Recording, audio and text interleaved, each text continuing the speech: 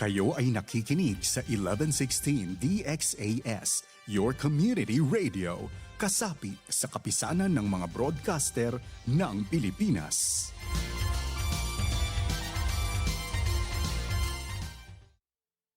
Ang tamang oras, ganap ng 6:00 ng umaga sa buong Pilipinas. May harding mapananalanginan, doon si Jesus naghihintay. O kay inam ng panalangin ng hardin, doon kay gandang manalangin. Tayong natulog sa luklukan ng Diyos sa hardin ng pananalangin. Mapagpalang araw pong muli sa lahat ng ating mga minamahal na kaibigan at ating mga tagapakinig.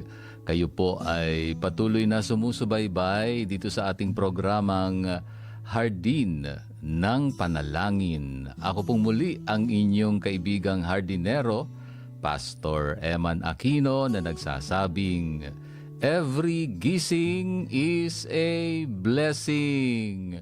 Masaya po akong muling makasalo kayo ngayong umaga sa ating pananalangin at siyempre tayo'y muling mapalakas ng Diyos sa kanyang makapangyarihang mga salita na siyang bumabago ng ating buhay.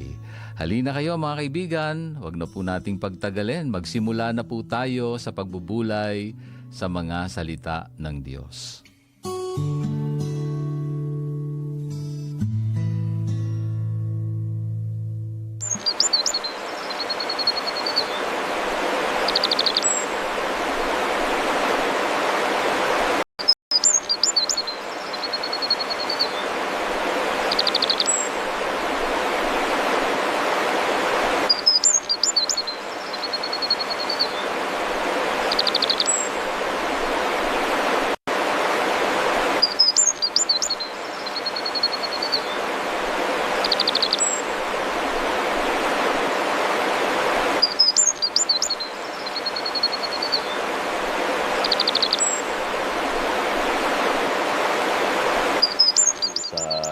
Inyong lahat at mga ka-HNP na kasama natin ngayong umaga. Kumusta po ang gising ninyo o yung pakiramdam ninyo ngayong umaga? Ramdam nyo po ba yung bigat ng mundo?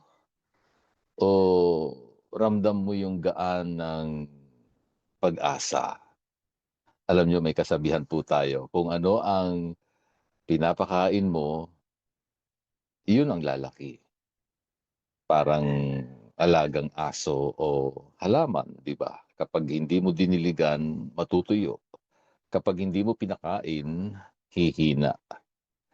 Today, we are talking about a very important spiritual diet ng ating buhay pananampalataya. Ang ating serye o ang ating reflection ngayong umaga ay pinamagatan nating Feeding on Faith, Not Fear. Feeding on Faith, Not Fear. Dahil aminin po natin, sa panahon ngayon, mas madaling mabusog sa kaba kaysa sa tiwala. Ang text natin sa salita ng Diyos ay sa aklat ng Philippians, chapter 4, verse 8. Filipos, kapitulo 4, talatang 8. May isang lumang kwento tungkol sa dalawang lobo na nag-aaway sa loob ng puso ng isang tao. Ang isang lobo ay puno ng galit, takot, at pag-aalala. Ang isa naman ay puno ng pag-asa, pagmamahal at pananampalataya. Tinanong ng bata ang kanyang lolo, sino pong mananalo sa dalawa? Ang sagot ng lolo, kung sino ang mas pinapakain mo. Mga ka-HNP, tayo ngayon nabubuhay sa panahong tinatawag na digital or information age. Isang scroll lang natin sa Facebook o TikTok, bubungad na agad sa iyo ang bad news, chismis, at mga worst case scenarios. Talagang araw-araw yan dumarating. Minsan bago pa nga tayo uminom ng kape sa umaga, busog na tayo sa takot. At kapag busog ang takot mo, siguradong gutom na gutom ang faith o pananampalataya mo. Kapag ang diet natin ay puro negativity, huwag po tayong magtaka kung bakit lagi po tayong balisa. Bakit lagi tayong nag-aalala? Bakit konting balita lang na hindi maganda, iba na ang takbo ng isip natin. Kasi nga, puro negativity yung ating kinakain. Di ka pwede mabuhay sa isang positibong buhay, punong-puno ng pananampalataya at pag-asa kung ang iyong diet ay negative, no? Yun bang lagi mong pinapapasok sa isip mo, puro mga nakapagbibigay ng bigat, no? Talagang inilalayo ka nga, no, sa pagtitiwala sa Diyos. Now, ano nga ba sabi ng salita ng Diyos tungkol po dito? Let's look at Philippians chapter 4 verse 8. Filipos kapitulo 4 talatang 8. Sabi po rito, anumang totoo, kagalang-galang, matuwid, malinis, kaibig-ibig, at may mabuting ulat, kung may anumang kagalingan at kung may anumang kapuri-puri, ang siyang isipin ninyo. Ang siyang isipin ninyo. Notice the instruction, ha? Ang siyang isipin ninyo. It's an active choice. Hindi po sinabi na isipin ninyo kung ano ang trending ngayon. Hindi po ganon. Hindi sinabi na isipin nyo lahat ng pwedeng maging problema bukas. Hindi po. Ang isip kasi natin ay parang garden, no? Kung hindi mo tataniman ng bulaklak ng katotohanan, tutubuan ito ng mga damo ng kasinungalingan. Araw-araw, puro mga nakakatakot, puro mga masasamang balita, puro chismis, puro kasinungalingan ang pinapapasok mo sa isip mo. Kaya sabi ko nga, isip-isip hanggang maging ipis. Ano? Huwag mong hintay maging ipis na ang iyong isipan kasi hindi ka makakakilo sa isang buhay na may pagtitiwala sa Diyos kung ganyan yung ating diet or ginagawa nating habit, no, sa ating buhay. Ang faith ay nakatatag o nakatayo sa kung ano ang totoo, sa sinasabi ng salita ng Diyos. No? Sabi nga, ang pananampalataya ay nagmumula sa pakikinig ng salita ng Diyos. Hindi ito nakatayo o nakasandal sa mga nakakatakot, no, na mga bagay-bagay sa mundong ito. Hindi ka magkakaroon ng faith diyan. Ang kadalasang mangyayari sa iyo ay takot. Yung fear, madalas yan, false evidence appearing real. Parang totoo, pero alam nyo, iba ang nagiging dating sa isip at puso natin. Pero ang faith ay nakatapak sa katotohanan ng Panginoon na siya ay kasama natin anuman ang mangyayari.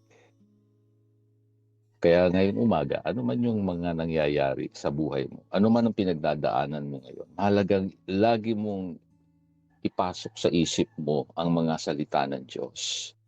Mapupuno ka ng pagtitiwala sa katotohanan na ang ating Panginoon ay kasama natin. Nariyan siya, anuman ang mangyari sa buhay mo. Habang ikaw ay sumusunod sa Panginoon, patuloy niyang patutunayan sa iyo ang kanyang pangako. Nakasama natin siya sa lahat ng oras, anuman ang mangyari. Now, anong gagawin natin today? Well, ang tawag po dito ay digital and mental detox. Digital and mental detox. Anong ibig sabihin nito? Ang challenge ko sa inyo ngayong umaga, mag-fasting muna tayo. Mag-fasting. Hindi naman fasting sa pagkain, kundi fasting sa social media at toxic news. No?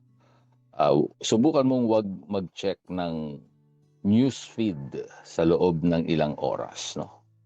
O kung kaya kahit buong araw, huwag ka munang bumisita sa Facebook account mo. Maliban na lang ngayon habang nakikinig tayo, syempre sa Facebook tayo. Pero sa pagkatapos, no, halimbawa, pwede mong gawin, stop muna. Stop ka muna, tigil muna sa mga binibisita mong kung ano-anong mga account or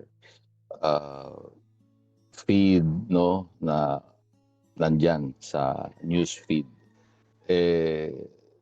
Kailangan ay ihinto natin muna yan, fasting. Bakit? Well, dahil kailangan nating gutumin yung ating takot. Kailangan pahinain natin yan. Palitan natin ito ng pagbabasa ng Word of God. Kung may Bible app ka sa iyong cellphone, o wag na muna Facebook, doon ka muna sa Bible app. No? Yung pagbabasa ng Word of God, palitan natin. No? Instead of scrolling through comment sections, simulan mo mag-scroll through the Psalms, di ba? Maraming mga chapters sa Psalms na mapapalakas talaga ang pagtitiwala mo sa Diyos at mawawala yung takot mo sa mga nangyayari ngayon sa panahon ito. Instead of listening to rumors, maganda mag-play ka ng worship songs. Pakinggan mo yung mga awit na nagbibigay ng kagalakan sa iyong puso. At sasabay ka, syempre, kapag ka naka-play na yung worship songs, no? Subukan mong pakainin ang faith mo, yun ang ating sinasabi. Diba? Palakasin natin ang ating faith. Kapag binasa mo ang mga pangako ng Diyos, mararamdaman mo ang unti-unting paglakas ng iyong loob. No? Ang faith kasi kapag pinakain o pinapakain natin, nagiging courage yan eh. Nagiging malakas ang loob natin. Magkakambal yan eh, faith and courage. Pag pinagsasama yan, kapag ikaw ay talagang nabubusog ng salita ng Diyos, nagiging malakas ang kalooban mo na magtiwala talaga sa Diyos. Ano man yung nangyayari, ano man ang sitwasyon, ano man ang problema mo ngayong umaga, ano man yung pangangailangan mo, aandar yung pagtitiwala sa Diyos. Kasi pinili mong busugin ang iyong pananampalataya. Samantalang ang takot kapag ginutom, nawawalan niya ng kapangyarihan sa buhay mo. Yun ang magandang ginagawa nito. Hindi ka, yun bang alam mo yung tao na wala nang ginawa sa buong maghapon kundi magpanik, no? Natatakot, nababalisa, nag-aalala. Naku, pababawasan ang buhay mo niyan, no? Sabi nga, hindi tatagal. Talagang mahirap kapag ka ganun ang nangyari. So, maganda ay wag nating pakainin. Gutumin natin yung takot, yung pag-aalala, pagkabalisa. Iwasan mo na yung mga bagay na nakapagbibigay ng takot. At sa ganyang paraan, tinatanggalan mo siya ng kapangyarihan sa buhay mo. Now, bago po tayo magtapos, mga ka-HNP, pwede tayo siguro sandali lang tumahimik, no? Habang sa pananahimik ay isipin mo, ano ba ang pinaka-kinatatakutan mo ngayon?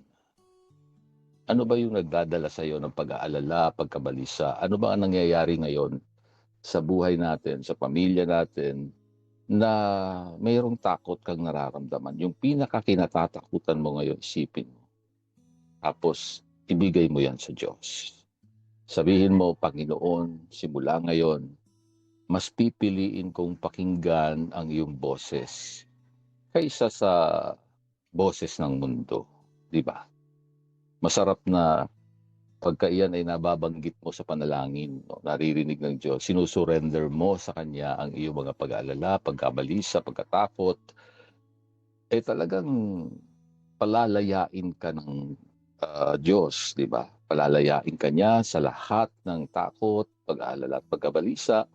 Yung kapangyarihan ng mga ito'y mawawala sa buhay mo. Makikita mo na lang biglang gagaan ang kalooban mo. Magkakaroon ka ng pag-asa at habang nakikinig ka sa kanyang salita, talagang lumalakas ang iyong pananampalataya at lumalakas ang iyong loob na humakbang sa buhay. Kahit na hindi pa nagbabago sitwasyon mo ngayon, mananatili kang nagtitiwala sa Diyos. Muli, ito po ang inyong lingkod. Paalala na ang buhay ay hindi po nasusukat sa dami ng balitang alam mo, kundi sa lalim ng tiwalang meron ka sa Diyos. So ang action plan natin for today, again, uulitin ko, kailangan magkaroon ng social media fast. No? Magpa-fasting tayo. Then read one chapter of the Bible instead. Palitan mo yan ng pagbabasa ng Bible. See how it changes your mood and your day. No? Babaguhin talaga niyan 100%. Magbabago yung mood, magbabago yung pakiramdam mo. Mapupuno ang isip mo ng mga pangako ng Diyos. Tandaan po ninyo, feed your faith and your fears will starve to death. Ako pong muli ang inyong hardinerong nagpapaalala, Pastor Emman Aquino. Pinagpala na po ng Diyos, mga salita niyang tinanggap natin sa ating puso.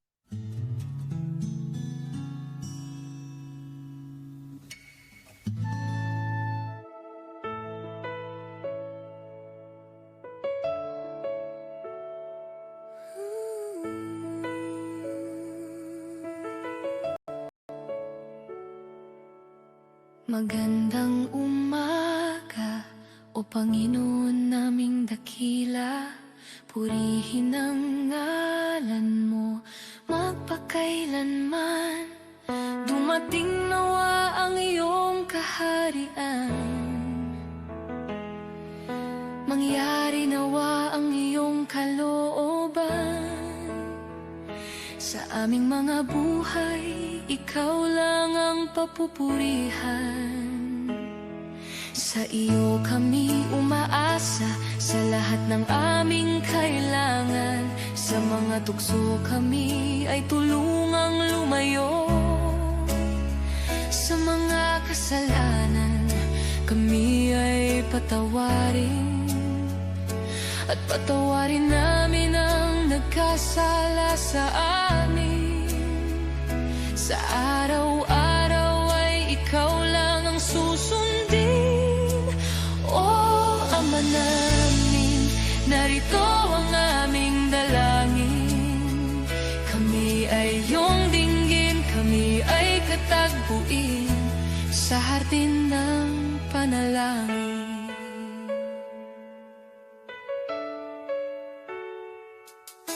Ikaw ang aming pag-asa sa bawat problema at kabigatan. Ayon sa iyong mabuting plano at kalooban, makakaasa kami ng kasagutan. At bibigyan ng kalakasan at kagalakan. O Ama namin, narito ang aming dalangin. Kami ay iyong dinggin, kami ay katagpuin sa hardin ng panalangin. O Ama namin, narito ang aming dalangin. Kami ay iyong dinggin, kami ay katagpuin sa hardin ng panalangin.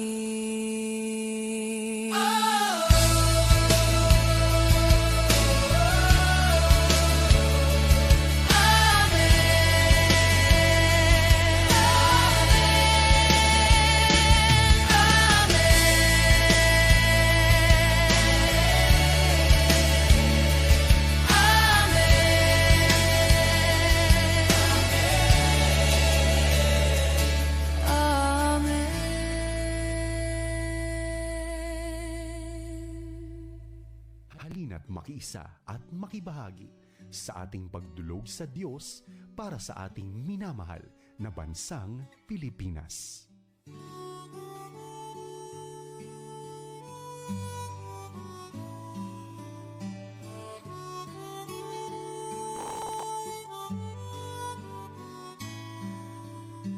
Kayo po ay patuloy na nakikinig dito sa programang Hardin ng Panalangin at dito nga dinadala natin ang inyong mga kahilingan sa presensya ng ating Diyos. Sama-sama po tayong lumapit sa Panginoon at tayo po ay manalangin. Mapagpalang Ama sa langit, tunay ngang wala kang katulad. Ikaw lamang ang Diyos, pinupuri ka namin, sinasamba ka namin. Sa pangalan ni Jesus, kinikilala po namin na ikaw ang aming Diyos na siyang may kontrol ng lahat ng bagay na nangyayari sa mundong ito.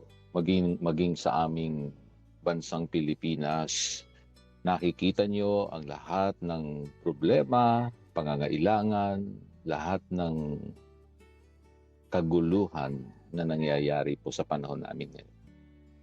At salamat dahil sa gitna ng ganitong mga pangyayari ay tinuturuan mo kaming kumapit sa iyo, magtiwala sa iyo. Ikaw ang Diyos na napakarunong sa lahat. Kaya patuloy kaming nananalangin para sa mga namumuno sa aming bansa mula sa aming Pangulo hanggang sa mga maliliit na opisyal ng barangay. Itinataas po namin sa iyo ang mga nanunungkulan sa pamamahala sa bansang ito. Nawa ay patuloy nilang masumpungan ang biyaya mo, Panginoon. Nawa ay patuloy mo silang katagpuin upang sa gitna ng krisis na ito na pinagdadaanan po namin ay magkaroon sila ng karunungan kung paano magdidesisyon sa mga isyung pang-ekonomiya.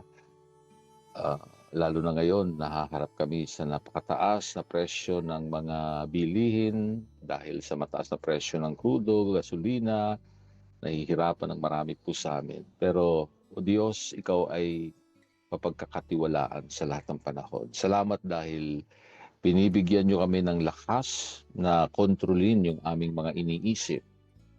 Tulungan niyo po kami na piliin ang katotohanan, ang salita mo sa bawat araw ng aming buhay.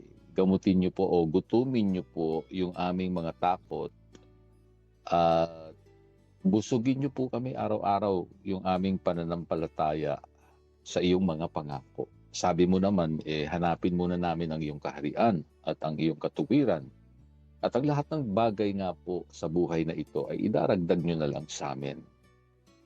Katunayan ay pangako mo yan, lalo na kung kami ay sumusunod sa iyo. Kaya sa aming buhay, patuloy namin kikilalanin, ikaw ang aming Diyos. Sa bansang Pilipinas, ikaw ang naghahari. Yan ang aming deklarasyon at patuloy kaming nananampalataya na may maganda kang plano sa bansang ito. Aming dalangin na sa gitna ng kahirapan, patuloy mong itatawid ang bawat isang iyong mga anak. Patuloy kaming magtatagumpay at magtitiwala lamang sa iyo, Panginoon. Salamat po sa mga tagapakinig namin ngayong umaga, kay Agnes sa kanyang medical exam, patungong abroad. Lord, ikaw po ang Diyos sa kanyang buhay. Pagpalain niyo po siya. Kagalingan din para kay Alexander sa Senon family, sa kanyang ubo at paninikip ng dibdib. Salamat, Panginoon, na ikaw ang Diyos na nangangalaga sa pamilyang Senon at kay Ate Elsa. Pagpalain niyo po siya. Si Kuya Jerry, Espiritu kasama ni Ate Mercy, Panginoon, bigyan mo po ng lakas, kalusugan ang mag-asawang ito sa araw-araw. Dalangin kong pagpapala mo itaglayin nila, lalo na dun sa maliit na negosyong ipinagkatiwala niyo po sa kanila. Magkaroon ng kasaganaan, paboran niyo po sila sa bawat araw, Panginoon. At sa ganitong paraan ay lalo pang maging mas malalim ang kanilang pakikipagrelasyon sa iyo, Panginoon. Salamat din po sa pamilyang Avino kung paano mo po silang iniingatan doon sa mga gumagawa ng masama laban sa pamilyang ito, sa kanilang kasong kinakaharap. Nawa po ay makakilala sa iyo, Panginoon, din po ang panalangin nila. At dalangin ko na huminto na ang paggawa ng masama sa pamilyang ito. Kagalingan din po para kay Anwil Palencia, kay Margox Laginday at kay Ricardo Adriano, Rodman Adriano. Salamat sa iyo, O Diyos, sa pangangalaga niyo po sa pamilya. Maging kina Miriam, Vivian at Gemma, mga kaibigan ni Ma'am Agnes. Dinadalangin ko ang kalakasan at kalusugan. Kagalingan po mula sa karamdaman ng tatlong ito, dalangin naming patuloy na ikaw ay makatagpo nila. Kasama din si Ate Gloria de la Cruz, pagpalain niyo po siya ng lakas. Kasama ni Gary, ni Gilbert, ni Gail at ni Gladys. Nilalapit ko ang buong mga pamilya po nila. At si Grace, Lord, bigyan mo siya ng lakas ng patuloy siya sa pangangalaga kay Ate Gloria. Ikaw ang Diyos sa buhay ng pamilyang ito. Salamat, Panginoon, pinagpapala niyo po sila. Maging kay Nanay Rosita Par, kay Daphne Luis Ignacio, pagpapala mo'y dumaloy sa kanilang buhay, kay Meding Liana, Mila Saure, kay Marialen Toledo, Shinalyn Ortilano, kasama si Pastor Benz Manansala. Salamat sa kanyang buhay, dedikasyon sa paglilingkod sa iyo. Palakasin niyo po siya. Si Captain Roger Aquindin, si Dolly Vicente, dalangin namin patuloy mo silang sasamahan sa mga oras na ito. Panginoon, ikaw ang Diyos na pinagkakatiwalaan. Si Thea, sa kanyang biyahe patungong Leyte, sasabahan mo siya at bigyan mo siya ng tagumpay sa gawain niyo pong ipinagkatiwala sa kanya roon. Kay Nanay Vicenta Tolentino, dalangin kong patuloy na bigyan mo ng kagalingan, kanyang karamdaman, pananakit ng ulo at katawan sa ngalan ni Jesus. Kasama na rin si Ador, Kuya Ador Malapitan, patuloy mo siyang bigyan ng kagalingan. Panginoon, dalangin ko makarecover siyang completely sa ngalan ni Jesus. Dalangin ko rin ang Shi family, si Ate Remy Shi, dalangin ko pagpalain mo siya ng lakas at patuloy na biyaya mo'y dubaloy sa buong pamilya, Panginoon. Maging sa Bonyog family, kay Ma'am Agnes, at kasama na rin si Tideng Mangundayaw at si Digna Bayot. Salamat, Panginoon, sa buhay ng buong pamilya. Ikaw ang Diyos na nangangalaga sa lahat ng aming mga tagapakinig ngayong umaga, maging kay Nanay Isabel Hugilon at sa buong pamilya. Sinasamahan niyo po sila. Salamat po sa kabutihan mo. Lahat ng ito'y aming panalangin sa matamis na ngalan lamang ni Jesus. Amen.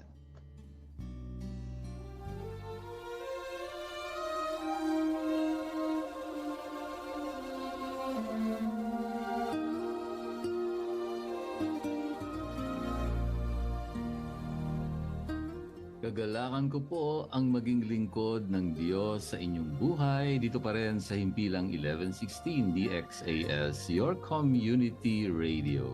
Isa lamang po kami sa mga himpilan ng FEBC Philippines, kasapi ng kapisanan ng mga broadcaster ng Pilipinas. Kung nangangailangan po kayo ng panalangin at pagbisita sa inyong bahay, maaari nyo pong ipadala ang inyong mensahe sa mobile number 0917-125-8201. Hanggang sa susunod pong muli sa parehong oras at himpilan pa rin, maraming salamat sa inyong pakikinig at maraming salamat kay Rolando Alfonso at Romel Paulino na umaalalay sa atin sa bawat umaga.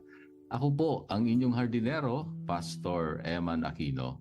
Paalala po muli, sa lahat ng ating ginagawa, luwalhatiin natin ang Diyos.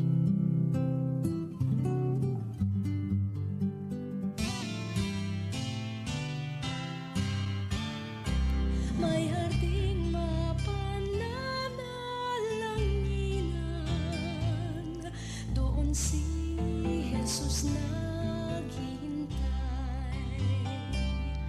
O kay inam ng panalangin ang harding, doon kay ganda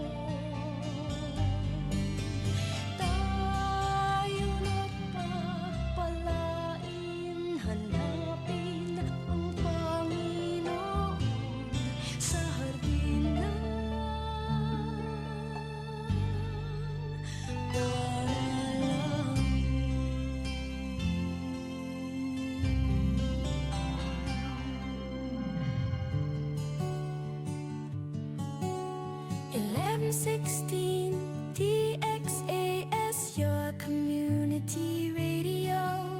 Kasama sa araw-araw, kakwentuhan ka agapay, kaibigan ka barangay. Ito ang radyo mo. 1116 DXAS, your community radio. 1116 DXAS, your community radio.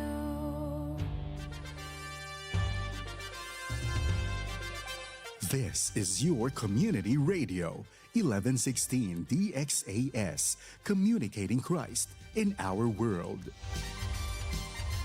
Senado hiniling na tapusin ang investigasyon sa flood control scam sa pagbabalik ni Zaldico. House Justice Committee target tapusin ang impeachment hearings laban kay